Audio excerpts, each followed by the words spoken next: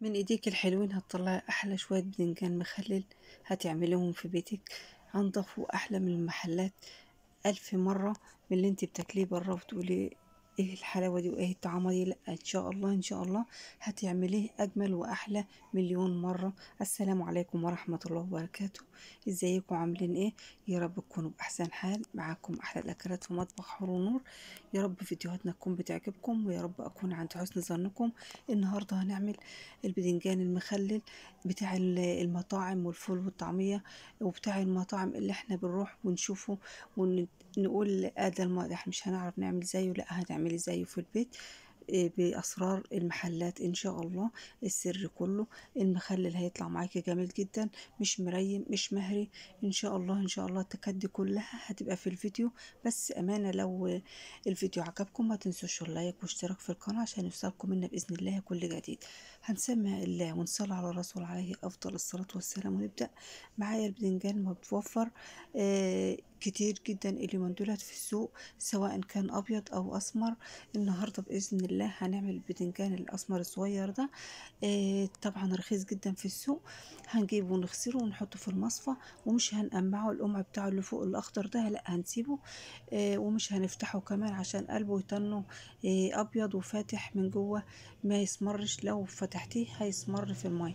تمام. لو عندك حبة بنجر هتحط حتة قطعة صغيرة كده منه، او لو عندك ورقتين كركديه بدل اللون اللي هما بيحطوه الصناعي. الخطوة اللي بعد كده هنحطه على النار. هنحطه على النار ونحط غطا كده او اي طبق عشان نغطيه نغطس البدنجان ما يرفعش منا، وواحدة تستوي واحدة لا.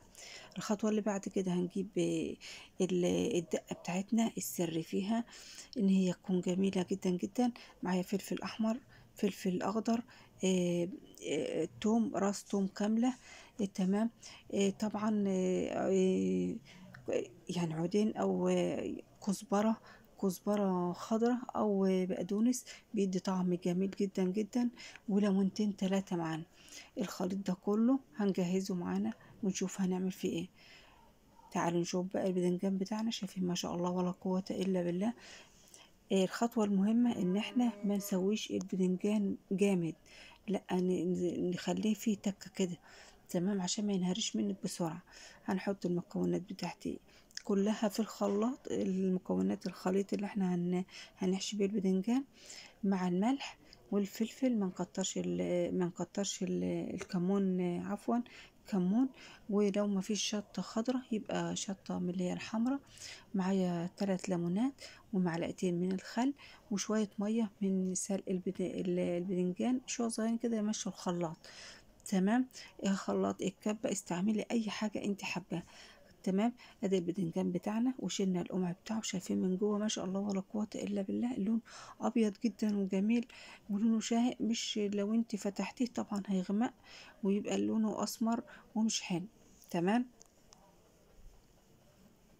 شايفين الجمال ما شاء الله ولا قوة الا بالله. تبارك الرحمن. يعني هيبقى جميل جدا جدا. والخلطة دي خلطة فظيعة جميلة جدا جدا، والكل حتى لو ما فيش عندك حد في العيلة ما بياكلش البدنجان ده هيحبه وياكله بإذن الله تعالى.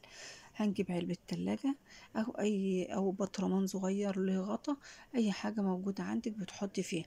تمام. وأبدأ أحشيه.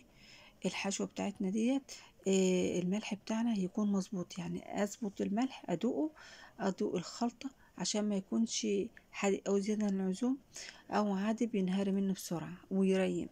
تمام. واهم حاجة ان البدنجان بتاعي ما يكونش مستوي قوي زيادة عن اللزوم. تمام. يكون في تكة زي ما قلت لحضراتكم. لو وصلتوا معايا للنقطة دي صلوا على الحبيب عليه افضل الصلاة والسلام، وما تنسوش اللايك واشتراك. نكمل بقى الفيديو بتاعنا الجميل. بعد ما هحشي البدنجان بتاعنا كله بالطريقة دي. شايفين ما شاء الله ولا قوة الا بالله. تحفة جميل جدا جدا. ومسافة ساعتين اتنين ممكن تاكلي منه، او على طول ممكن تاكلي منه لان هو جاهز. واللون بتاعه اللي هو البنفسجي الجميل ده بيظهر بعد ساعتين اتنين، تلاقيه جميل جدا جدا. بعد ما خلصنا الكمية وحشيناها كويس جدا. باقي معلقتين من الخلطة احط عليهم كوباية من المية بتاعت السلق، ومعلقة من الخل، ومعلقة من الزيت. زيت، زيت عادي ما بيجراش حاجة، بيخلي البدنجان بتاعنا يلمع وطعمه بيبقى حلو بإذن الله تعالى. وأي حاجة هتخرج من ايديكي هتكون جميلة جدا جدا بإذن الله تعالى، وربنا يصلح ما بين ايديكي وايدينا كلنا بإذن الله تعالى. شايفين ما شاء الله تحفة، جميل جدا جدا. وتقدري تعملي الكمية اللي انت عاملاها حباها، وتقدري تعملي من الخلطة او الدقة بتاعتها. ممكن يعني تزودي الكمية شوية وتحطيها عندك في الفريزر او في رف التلاجة. بدل كل مرة ما تيجي تعملي الخلطة دي، طبعا بيبقى موجود عندك.